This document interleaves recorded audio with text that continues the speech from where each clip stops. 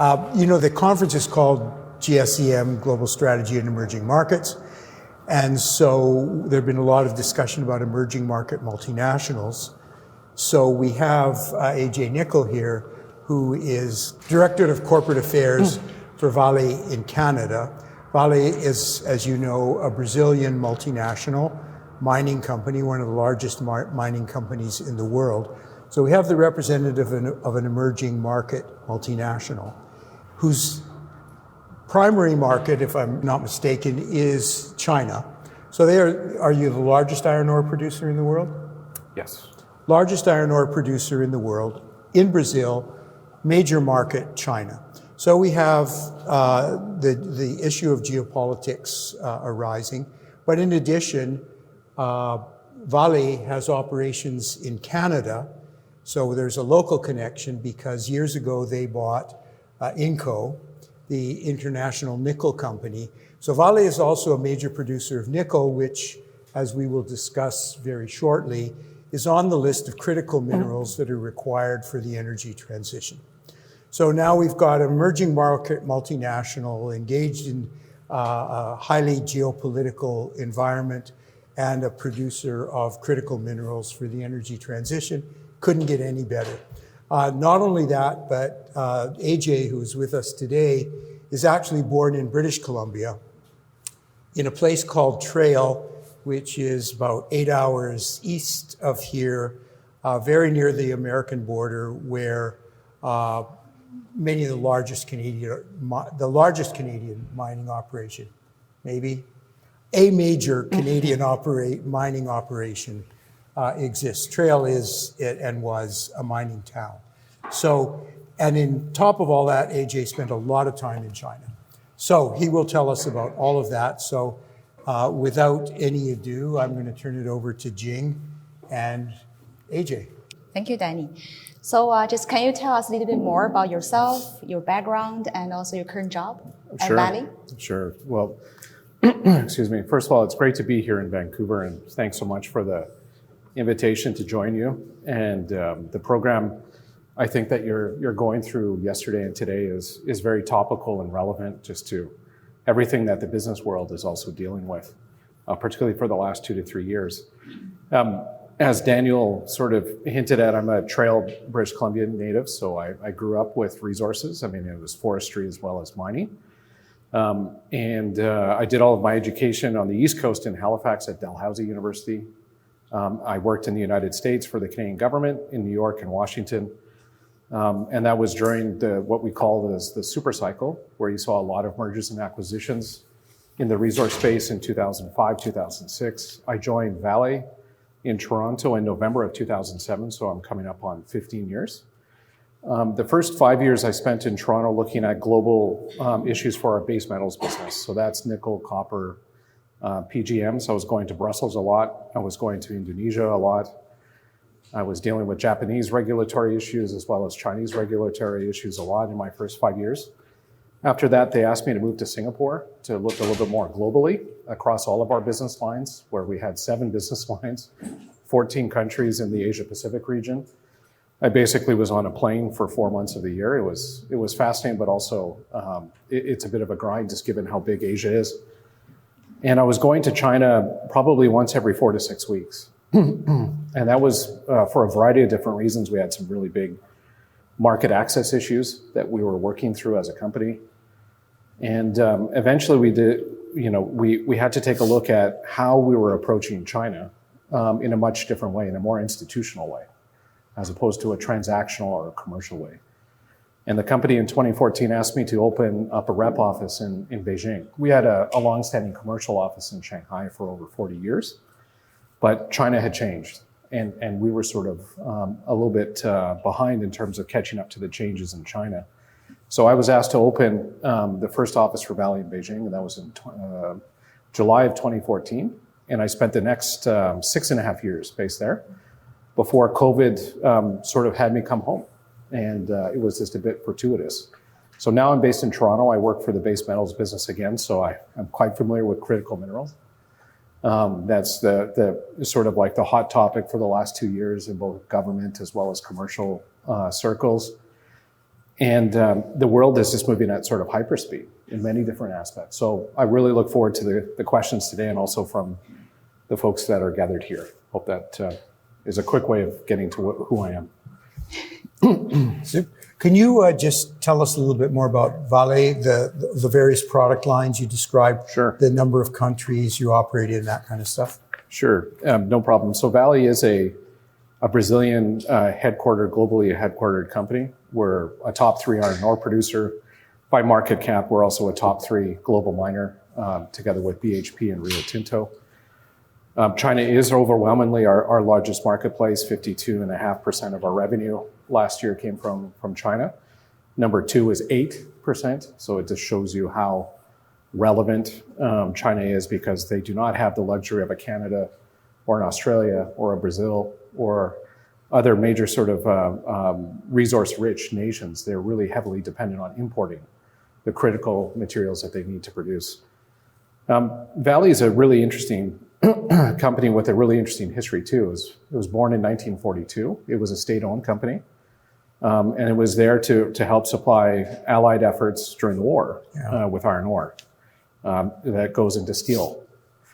It was privatized in 1997 and was probably a top 30, top 40 mining company at that time. And we saw probably something we might not ever see again, which was just sort of the explosion in terms of an internationalization of the company that had it rise from a top 40 company to a top 3. Part of that internationalization was also diversification, and that's why they bought Inco, which was a global leading nickel company. They bought it because of the assets, but also the people, the know-how, the technology. And Inco was a market leader for over 100 years in the nickel space. I think one of the great stories for Canada too is, there was a lot of debate in 2007 about the hollowing out of corporate Canada and what do all of these acquisitions mean and so forth. But I'll just give a figure. In the last 12 years, our contributions just in Canada to the economy have been over $57 billion. So there's not too many other companies or industries that can sort of claim that. And if we drill down into Ontario, Manitoba, and Newfoundland, Labrador, where we're based, I mean, it's huge. Just our employee base, we have over 6,000 people across Canada. The jobs are very well paying. They're well above the national average. And we're producing, critical elements that are important for decarbonization, as well as what we're seeing in terms of the electrification of key industries like transportation. So it's a fascinating time to be in this business. I mean, usually mining's pretty boring. But in the last couple of years now, we're starting to get on front pages again, and that's a double-edged sword. Sometimes it's nice not to be on front pages. But I think it's an exciting time for Canada as well, because Canada has the opportunity to really, truly embody an ESG champion in this space, but it's not going to be easy. I think Canada has to really shift its mindset a bit in terms of what it takes to compete internationally, but also the easy stuff is gone. The ore that's near the surface is either in the middle of nowhere or it's really deep, and that means it's expensive. So we have to come up with new ways to sort of use innovation, technology, best practice, and sustainability as well. But again, to make this sort of happen in terms of supplying the critical minerals that society is demanding for this change. Okay, thank you. So as you and also Danny mentioned, Vale is quite unique because it's non-state owned. It was state owned but privatized. And also it's an emerging market, MEE. Yes. So I wonder whether, does this matter at all in terms of your strategies and operations? No, I think to go a little bit more theoretical, I think companies succeed or fail on 3 other principles. One is the architecture, the routines, and the culture. If you don't have those 3 core elements in a company, you're not going to succeed. And I think, a multinational that's emerging from an emerging economy, I think has great lessons for, I would say, let's call it the OECD world as well. I think that daily life is much more of a challenge.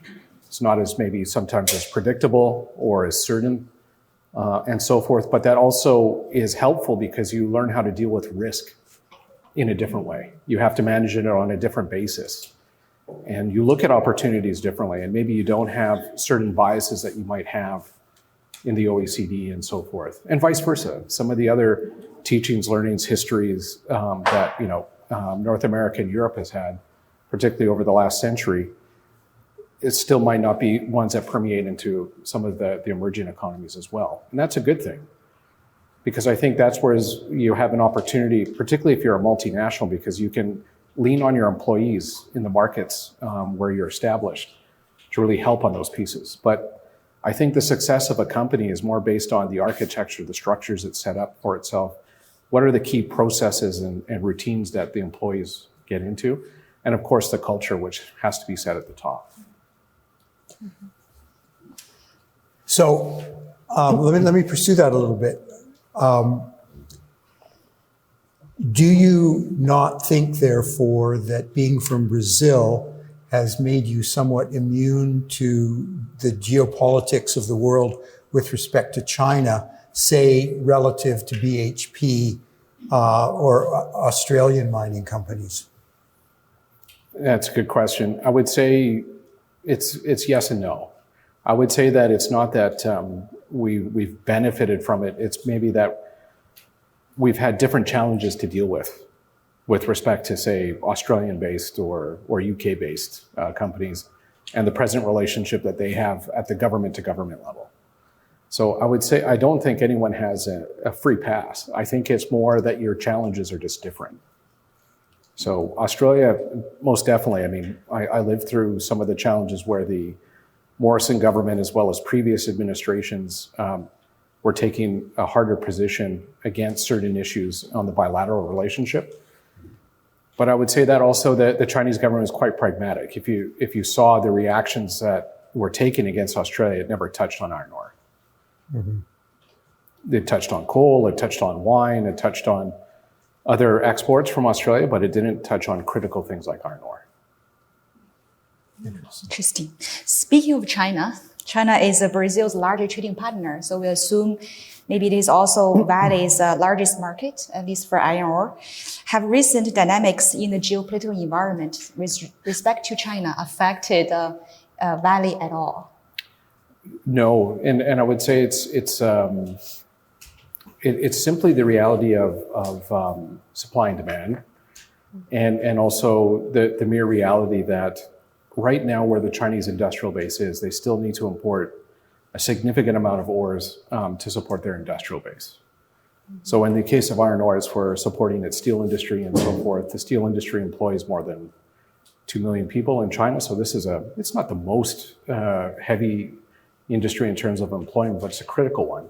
And it's also considered a strategic one. So they need to make sure that they have the necessary commodities that support the steel industry, particularly as they negotiate through COVID, supply chain issues that are happening all around the world, and so forth. So again, I would say that managing the COVID-related disruptions is a challenge, but it is for everybody in the world at the moment. But I don't think we saw any profound sort of impacts, politically speaking, from 2019 or 2020 until now. Again, on China, generally speaking, you lived there for 6.5 years, worked there. Do you have anything to share with us about what it is like being an expat manager in China? What did you learn? What can you tell us? What do you know? Sure. I mean, I lived in Beijing, but I went all around the country because of our customer base, and I worked very closely with our business development people as well. So it was a fascinating time to be in China because I started going to China in 2009. My first place that I ever went to was Shanghai. And I was mesmerized by just seeing the Huangpu River. So in the morning, the ships would go up. In the afternoon, the ships would go down. It was sort of like aircraft tower controlled. I just couldn't get over just the scale and the immensity of everything in China. And that's indicative of a country of 1.4 billion people. But it was a fascinating experience. But you lived in extremes. There was no sort of middle ground. You either had sort of amazing days where you're like, wow, this is so interesting. And then other days it's like, oh, this is not working. And it was just, again, a reality of living in a country with 1.4 billion people where the pace of change is so quick. And I always remember my Chinese colleagues saying, oh, things are so slow here. And it's like, no. Compared to what? Whereas if you come back to Canada or go in other parts of Asia, and things would be the same for years. So it's just, it was fascinating to see how much change was happening at that time. And it was an interesting time because I came in right when Xi Jinping was sort of putting the stamp on, together with the party, on many different sort of initiatives, looking at restructuring sort of the imbalances created by the global financial crisis. So supply side reform was one of them. Just before I was leaving, circular economy or dual circulation was also the big sort of policy that was coming out. And again, these have such profound impacts, not only domestically in China, but also globally on supply chains in terms of investments and so forth. It was fascinating to sort of be there and be sort of like a fly on the wall for many of these interesting things, but also work throughout the ecosystem that we have as a company to also see how it was impacting different parts of the economy. So it was a great experience. It was an education. I'm not a China expert by background. I was asked to go there to solve problems.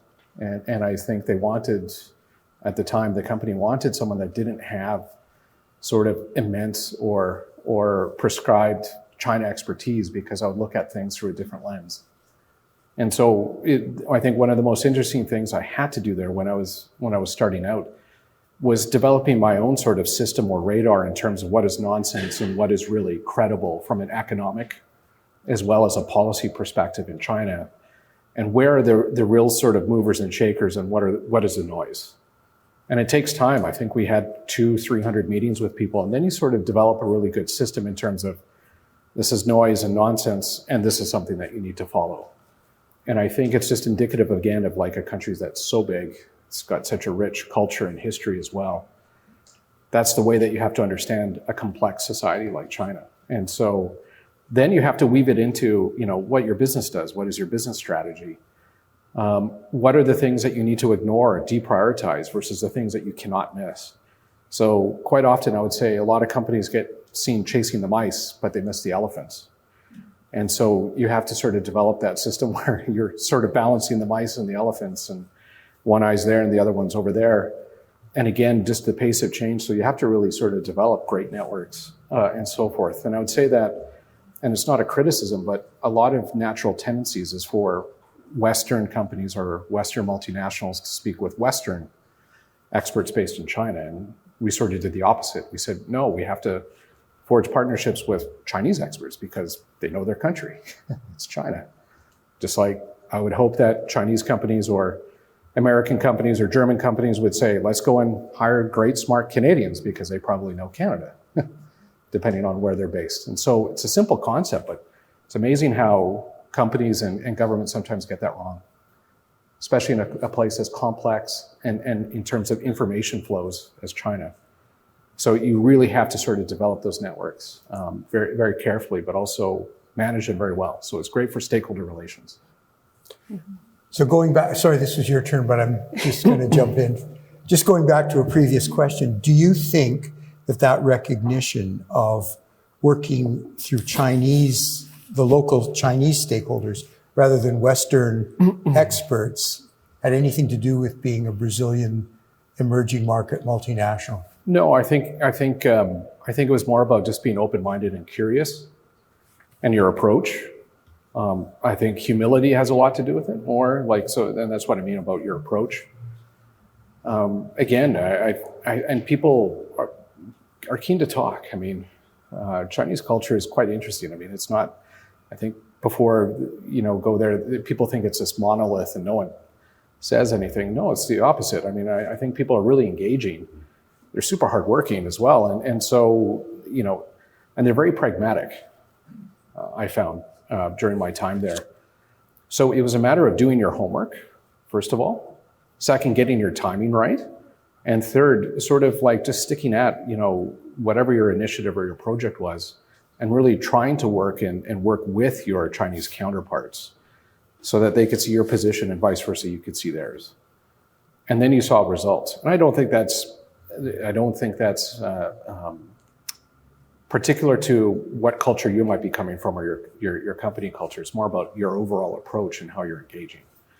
Now, that might sound a bit naive. I mean, if you're in the American tech sector, it was a much different reality. I think that I noticed a lot of frosty things happen over there, particularly in the last 2.5 years, because of the nature of the relationship changing to strategic competition. And so people were just a little bit more tense and a little bit more reluctant to speak about things. And when governments sort of get in the middle of things, the last thing you want to do as a company is get in between two big players on a government-to-government basis where you're sort of in the middle of national security debates. I think that's more of an impact. So, but I was definitely sector by sector. Interesting. So do you want to speculate a little bit Vale's future business in China? Do you foresee like any major challenges? No, I think that I think the challenges that we have are not unique. I think it's similar to other companies. China's declared carbon neutrality by 2060. The steel sector is a major contributor of emissions and so forth, not the largest, but one of them. And so this is an interesting opportunity. I don't see it as a negative. I see it as a positive. So we have to work very closely. This is called Scope 3 emissions. I mean, on the Scope 1 and Scope 2, we've got aggressive targets, excuse me, for a 35%, 33% reduction by 2030, and our own company hitting carbon neutrality by 2050. But it also means we have to work with our customers. So we have to make sure our customers are also set up for success. So I think there's huge opportunities for collaboration there in terms of how we can work with Chinese companies to also achieve their targets in what they need to do for decarbonization, for example. We have the benefit of having the highest quality iron ore in the world, so it's the most pure. So if you're making iron ore pellets, for example, it uses less energy, creates less slag, which means less waste. You can have greater productivity gains, and it contributes less pollution. So, but that's not, it sounds simple, but it's not that simple, because if you're a steel company, there's many other variables that you have to worry about in terms of your cost structures and so forth.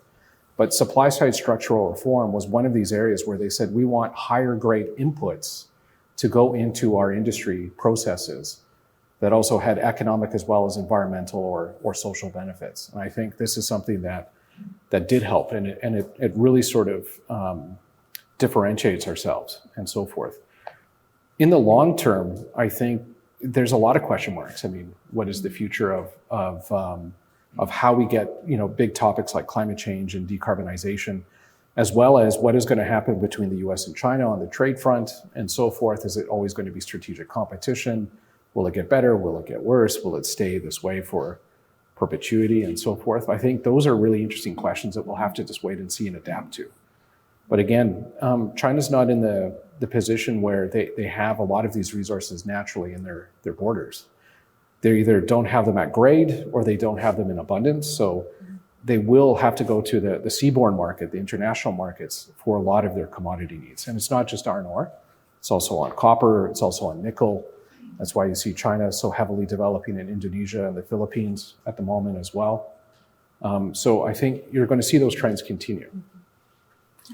So one of just switching topics a little bit, but following from what you just said, and one of the themes of the conference has been climate change and energy transitions and the role of critical minerals. Now, I know that nickel is on the list of critical minerals in most countries, or at least certainly in Canada and the US. And so, and recent events, I think, have put some turmoil into the nickel market. So can you comment on sort of the role of geopolitics in the nickel business and what it means to you? I think it's an interesting time for base metals in particular. So just for the audience, base metals would be copper, cobalt, nickel. It would also include probably platinum group metals, which are used as catalysts and so forth.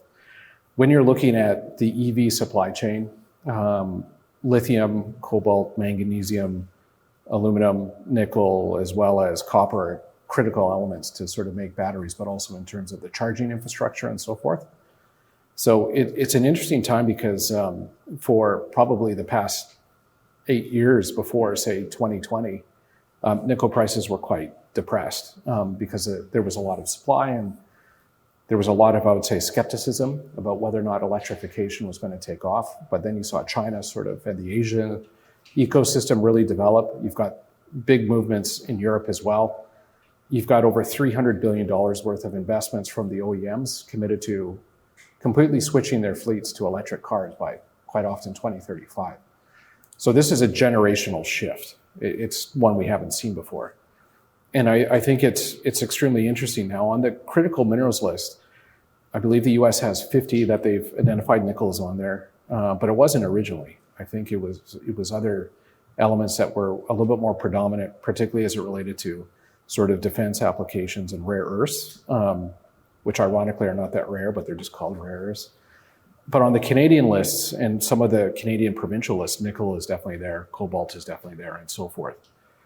I think what remains to be seen is maybe we're looking at globalization 3 or 4.0, whatever version we're on right now, where it becomes a little bit more hyper-regionalized, where you've got, instead of, let's call it the 2019 world before COVID sort of hit and disrupted supply chains, you sort of had the global system doing its thing. But because of trade wars, political interventions from governments and so forth, you might see more hyper-concentrated regional supply chains develop. So Asia would be one, Europe would be one, and then you would sort of have the US as a key anchor, say, for North America as well as, say, Europe and the rest of the world. So this is something that will no doubt influence our industry as well. It could shift customers, it could shift supply chains, it could shift criticality of what industries are promoted or protected by governments, not just by market forces and so forth. And I think that's what we're seeing play out right now. Regarding some of the interesting challenges that you're sort of alluding to in the past 2 months or so, regarding the benchmark pricing of nickel and where it sort of shot up and whatnot, that was quite unusual. And so we're watching this very closely because we are very supportive of a well-functioning, transparent global marketplace and benchmark like the LME, for example, and others, where it offers price discovery for all participants in the market because it's so critical so that producers like ourselves can plan in terms of our forecasting and also our commercial negotiations, but also on the other side for commercial partners that we supply to. They need this to go to the banks to get the letters of credit and also their financing, but also for their planning and so forth. So it'll be interesting to see how critical mineral policies evolve in the United States and Canada going forward. But yes, there's no shortage of interesting times in the market as well. Can I ask a related question? Of course. Thank you. I love minerals and mining. What can I tell you? I'm interested in, this may be an unfair question, but we know, for example, that the Chilean election is being fought in part over the issue of whether lithium should be nationalized. So the geopolitics of these critical minerals are becoming pretty interesting. I'd like you to comment on that generally, but as part of your answer, this is the unfair part. Do you think that a Brazilian company with strong ties to China would be allowed to take over Inco today in Canada?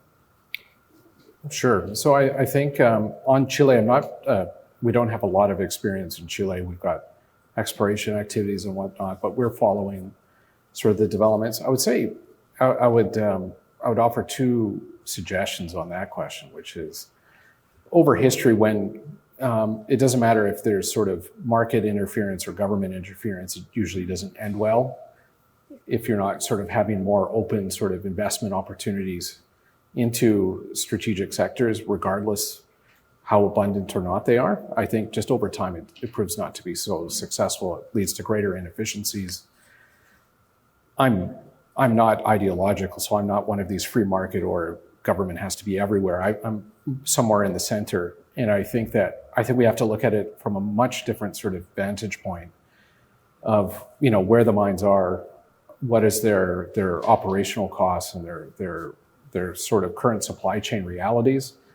And that's where government can be a little bit more effective in terms of making it more efficient, but also if they feel that the benefits are not being accrued in country, I mean, that's an important conversation for governments to have, but also society to have with the companies that are there. And most often, you will have very pragmatic conversations that can lead to better outcomes. But I would say if the pendulum swings the other way, beware of unintended consequences, because then the overall investment attractiveness for that country might also be unintentionally impacted, and most likely in a negative space, because people might be afraid of, well, I can operate today, but what happens next week or next month? What if I draw the ire of the government and all of a sudden they come in and nationalize me? What does it mean? And what does it mean for your investment decisions? What does it mean for your shareholders? What does it mean for your stakeholders, your employees, the suppliers, and also the communities that depend on you? Because in mining, you're tied to the land or the resource. So it's not like you can just pick up and go.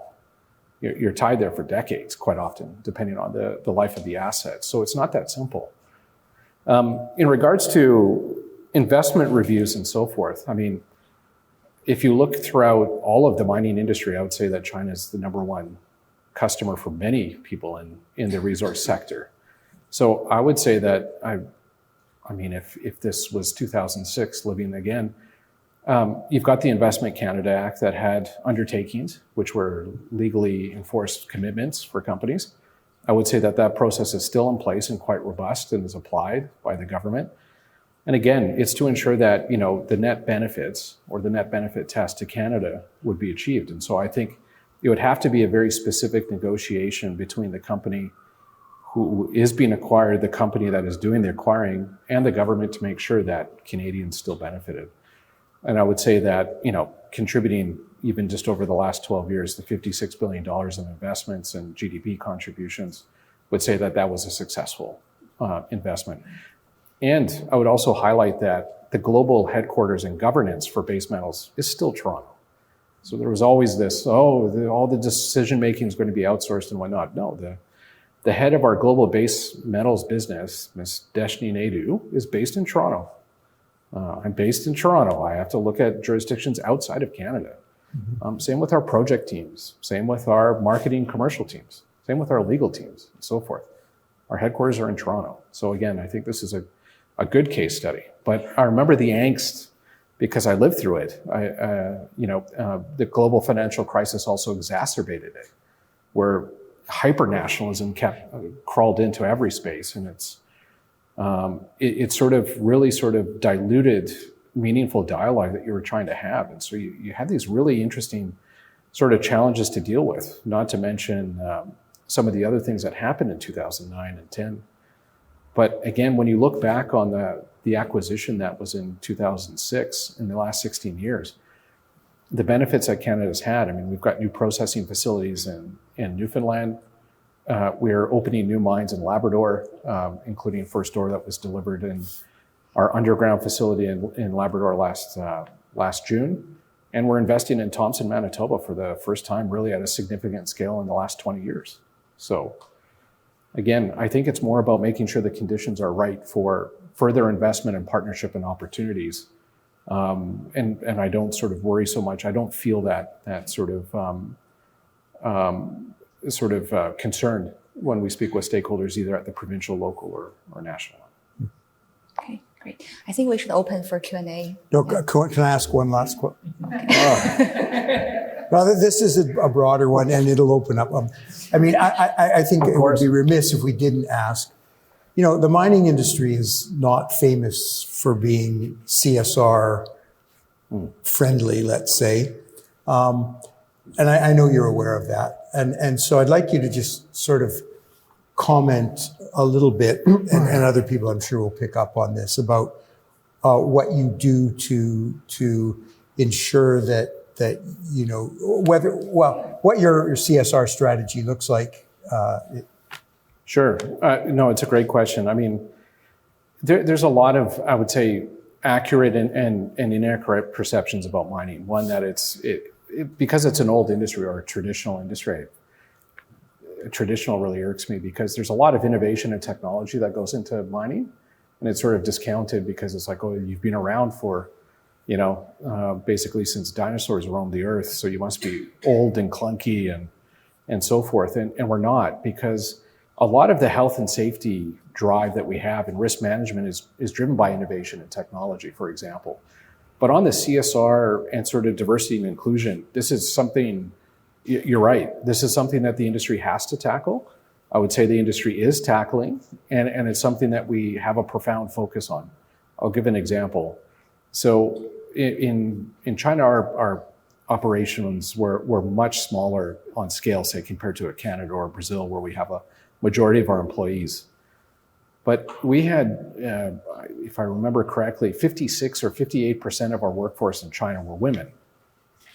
So this is great. I mean, we had more than half, and this included managers and above that were women. Now, unfortunately, globally, when we look at this, we're in 30 plus countries. We have, together with third-party contractors, it's over 140,000 employees. In 2018, 13% of our workforce were women. And this is not acceptable. So we set out targets, public targets, by the way, where we had to double our participation of women in the workforce by 2030, so to get it to 26%. Last year, we hired 4,500 women alone globally, which was a great start. So naturally, we said 2030 is too long to wait. So we have to achieve the doubling of participation by 2025.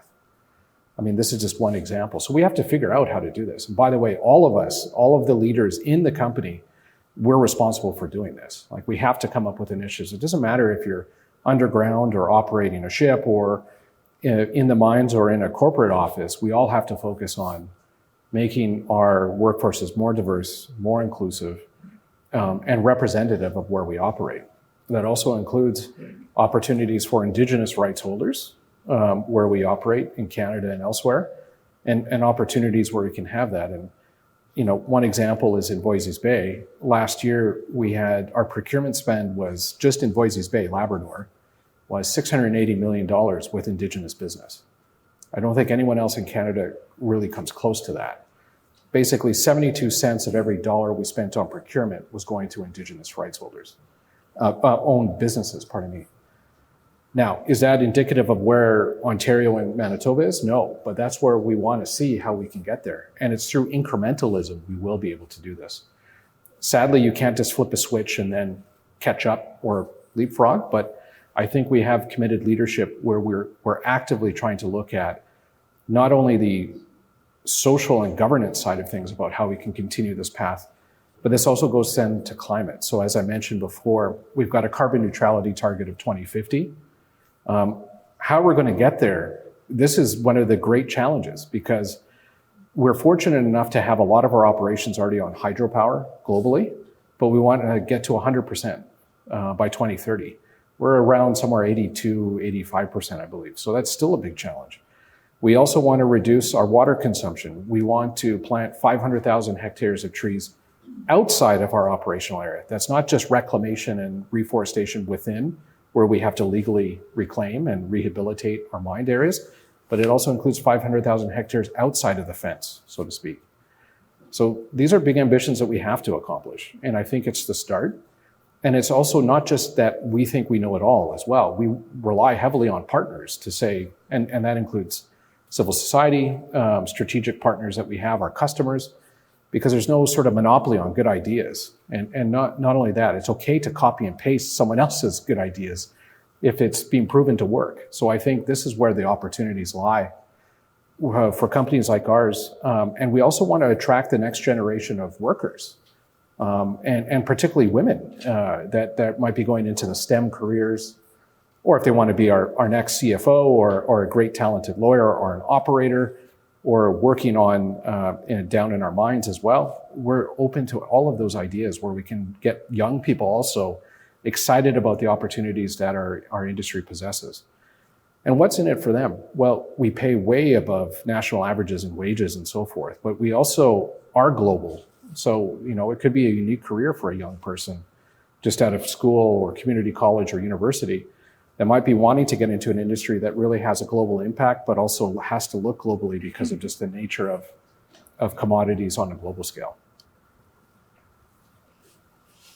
Great. Now it's Q&A time. Just a note, easy questions for me, hard ones for Daniel. I'll give you the easiest question, Okay. Nichols. My name is Mike Peng. I'm one of the co-chairs too, so thank you for coming. Very easy question. Your job title, as announced here in the program, is Director of Corporate Affairs, Vale. Mm-hmm. Is this a position for the Canada or Canadian subsidiary, or is for the corporate headquarters? The reason I'm asking is you also set up the China operations. Yes. Yesterday, I presented a paper about the corporate hierarchy. So if this company is based, headquartered in Brazil, so the Canada operations could be viewed as, if that's the parent company, then the Canada operation could be viewed as a child company. So the China operations that you set up, is that a child or grandchild company? That's the question. You must know the answer. Yes. So, not an easy question. I can walk you through our structures a bit. So the base metals business, I would say, is a core operating division of Vale globally, right? But the Canadian headquarters is a global governed sort of body where we make decisions and so forth. In regards to our China office, it is under Vale globally, and it's predominantly the iron ore business.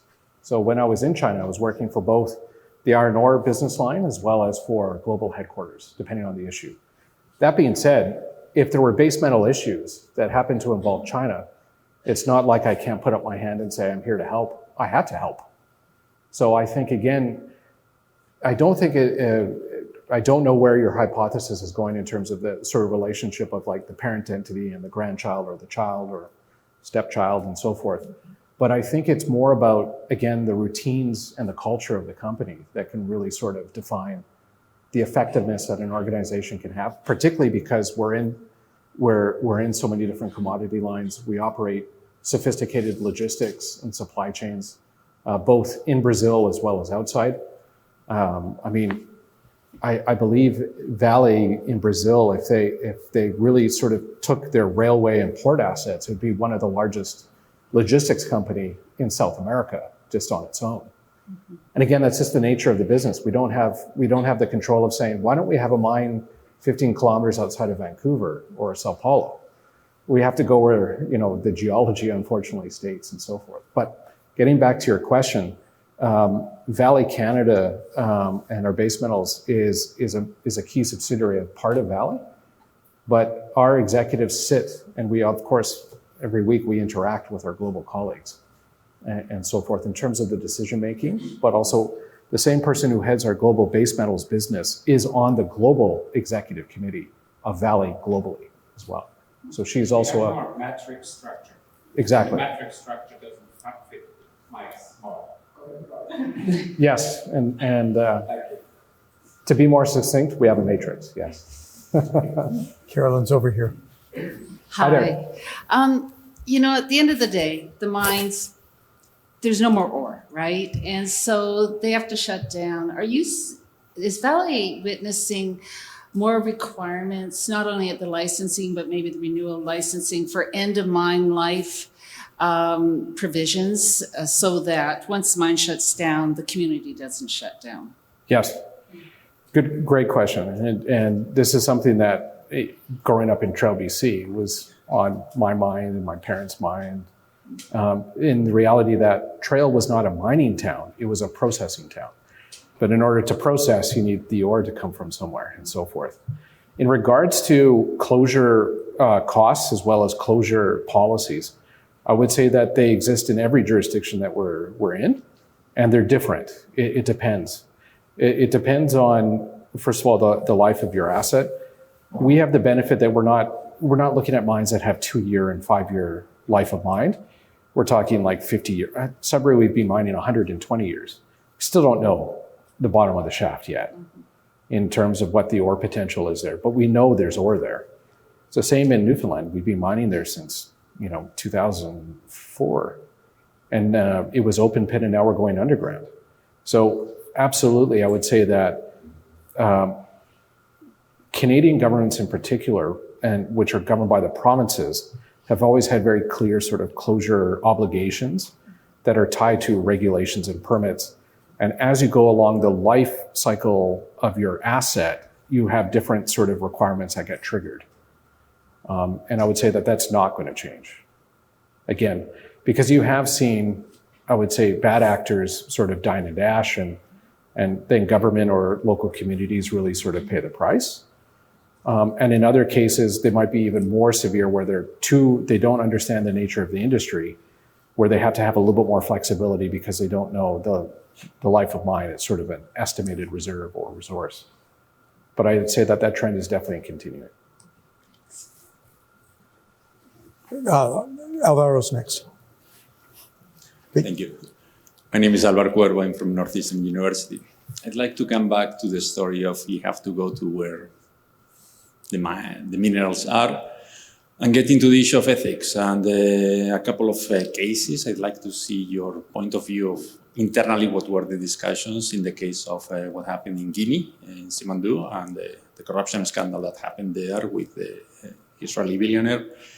And also in the case of tailings in Brumadinho, and then what happened with the collapse of the dam and the discussions internally to the company of what could we have done differently. Sure. So regarding Brumadinho, specific, if you have a question about that, I'm happy to answer it. Or you want my opinion on? No, mostly to try to understand it happened. Internally, what was the reaction? Sure. What were the changes made? How do you prevent this from happening again? And absolutely. Something similar with what happened in Guinea. Perfect. Let me start with Brumadinho. So I was in Beijing when this happened. It was a Saturday morning. It was about 3 a.m. for me when this calamity happened. What I would say, the immediate reaction that I saw from our most senior leaders is what really defined Vale. So within 24 hours, all sort of executives suspended key things to only focus on this. We already agreed to have independent search and rescue as well as investigators brought in so that we could set up the proper governance about trying to understand how this happened, what happened, and going forward. This was in addition to the rescue efforts and all of the sort of attention being drawn just on getting resources into Minas Gerais so that we could look at what was happening and really look at the communities and our employees who were the largest part of the victims that were impacted by this and their families. We also waived indemnification because we knew that in order to get people, in the weeks that followed, some of them lost their small businesses, some of them lost a loved one, some of them lost their source of income. So we didn't want them being trapped in courts for years. We waived it and said we have to get direct compensation to the people that were directly impacted as soon as possible so that we can also make sure that more people's lives were not being destroyed from this incident and so forth. That took a lot of leadership from the company to waive all these things. And it wasn't precluding that if you accept this compensation, you couldn't participate in class action lawsuits and legal matters going forward. You could. But the point was, we didn't want other sort of systems getting in the way of impacting the people who were feeling this pain on the initial side. We had, I think, 3 different investigations that went on to understand what the failures were. Was it a process thing? Was it a technical thing? And so forth. And one of the fundamental changes we did was in regards to looking at risk management. And I don't mean like, oh, is this a risk or not? I mean, really methodological risk management at a technical level on every aspect of our operations, something called the Vale Production System. And every single operation in the world has to go through this, including all of our operations in Canada, Indonesia, and Mozambique before we divested our coal assets earlier this year and so forth. And it was to go through 18 different levels of criteria from leadership to technical to health and safety to frontline, simple things of like working with electricity, working with energy. And energy is not just electricity, right? It's gravity, it's the forces of big machines that generate a lot of different risks to our health and safety of our employees and so forth. And it was changing fundamentally our culture to a really preventative health and safety focus on everything. And it was to put up your hand if you saw something. It's like, stop and point this out. So this is something that, again, you just don't flip a switch and all of a sudden you go from 2019 to now and you're completely perfect. But the journey along the way is extremely important. It's a cultural one, as much as it is about an engineering, as well as, how do we daily operate and so forth. So we do have stand downs. If there's an incident that is serious, that we have a near miss, we'll stand down the operation and the leaders will get in front of people saying, we need to review what just happened here. By the way, applaud people if they had a role to play in terms of generating the awareness of this, and also collectively learn from it. And it doesn't matter that I'm in a corporate office and someone else is in operation. I'm expected to participate in these as well, because there's learnings for me, and I also have a responsibility for the employees, regardless of where my operational detail might be. In regards to Guinea, I think the Guinea story is a really interesting one in the sense that there's a lot in the public domain that will show that the accusations levied against Vale were disproven. And this was where you had a global competition between super majors and so forth, going into Guinea and so forth, looking at one of the world's only remaining largest assets of iron ore, right? A significant iron ore body.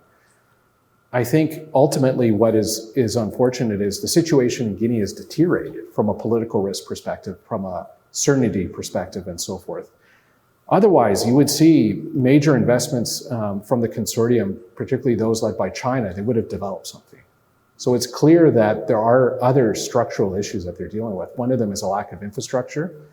The second one is just the lack of the access to the ore bodies that you would have to build at least $18 to $20 billion worth of infrastructure and so forth. But in regards to Vale's role, I would say that we were very happy with the court rulings in New York and whatnot that showed in terms of on the ethical side of things that we were not responsible for some of the accusations that were made, maybe through a sort of more of a commercial nature in terms of competition. Don't know if that answers your question, but thank you for them. Thank you.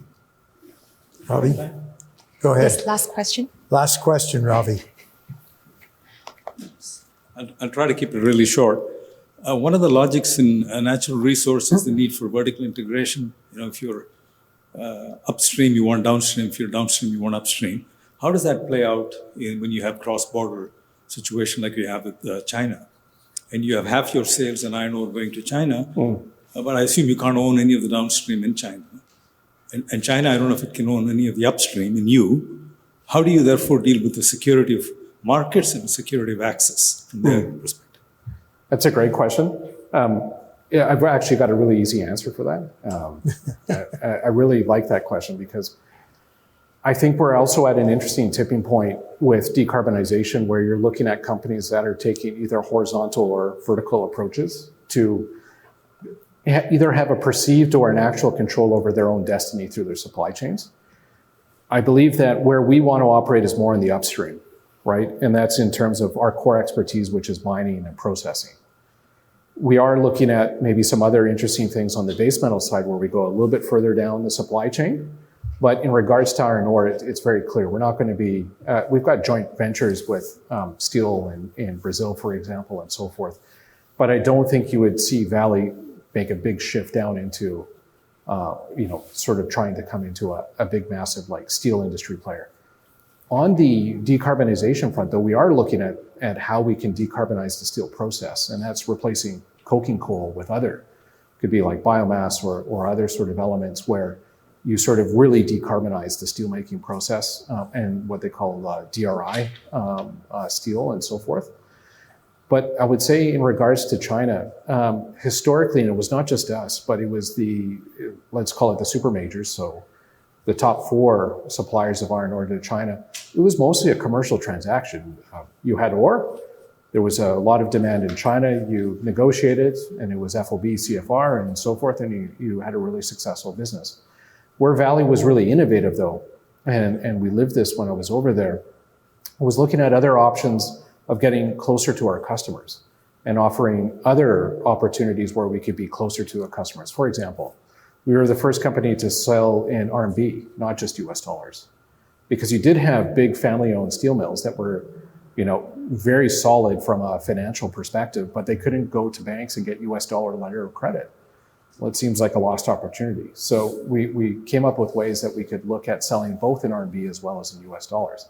The other thing that we started, because of the supply side structural reforms, the increased importance of the environment and so forth, you started also seeing that more customers wanted to have higher grade iron ore as part of their product mix. But blast furnaces are very unique, and it's almost like a person, like a stomach. You have to tailor the ore for the furnace, otherwise you create really big problems for your operations folks. And everyone's a little bit unique and different, so they might have different mixtures of high grade with medium grade iron ore and coal and so forth. So we started blending in China. This was also started in 2015, but sort of scaled up in 2016, 17, 18, 19, and so forth, and then COVID sort of hit. But we went from looking at dabbling in this in sort of 3 to 4 ports to more than 18 ports in 10 provinces in a couple of years. But we bore the risk. This was our cargo inside the fence, so to speak, in China, in the ports. And we would come up with great contracts with the ports where they would then blend to the customer need and so forth. So it was, to borrow the expression, it was win-win-win. The steelmaker got the specific quantity and quality of ore they wanted, and including on a just-in-time basis, with a central sort of like distribution area being in the local ports. The port was a participant in this. And then also we could increase looking at how the market was shifting, where China was trying to respond to its industrial policy as well as its environmental policies. So I would say that's an interesting example that I could give, not in terms of like vertical integration, but how the industry was changing and how we also adapted to sort of those interesting challenges as a company. And it was fascinating to see it because, again, there's no textbook that we could just pull off the shelf and, well, how do you do this? So we had to sort of learn this by doing it. We had a great business development area and commercial teams where we would sit around the table and try and figure this out from a strategy, but also an implementation and a course correction perspective of, oh, this didn't work, so why don't we try this way, and so forth. Is this responding to what our customers needed, and so forth. So again, it's fascinating. But if you look at, to answer your question in a way that I think would be interesting for you, if you take a look at the automobile OEMs right now, this is a fascinating case study I'd love to read in 2 to 3 years about who is successful. Because you have some firms that are really trying to vertically integrate their supply chain and go upstream and downstream and everything in between because they want to have this control, or they think that's where they can leverage the most cost savings or efficiencies. And others who rely on strategic partnerships of, I'm not an expert in this, so let's go and find the expert and partner with them, and we negotiate. So I don't know who's going to be right. And I think that's the beauty of where we are right now. But I think that will be a fascinating case study to see examples on this company got it completely right and this company might have faltered and so forth. Because again, there's no sort of textbook for these sort of generational shifts that we're seeing. Wonderful. Great.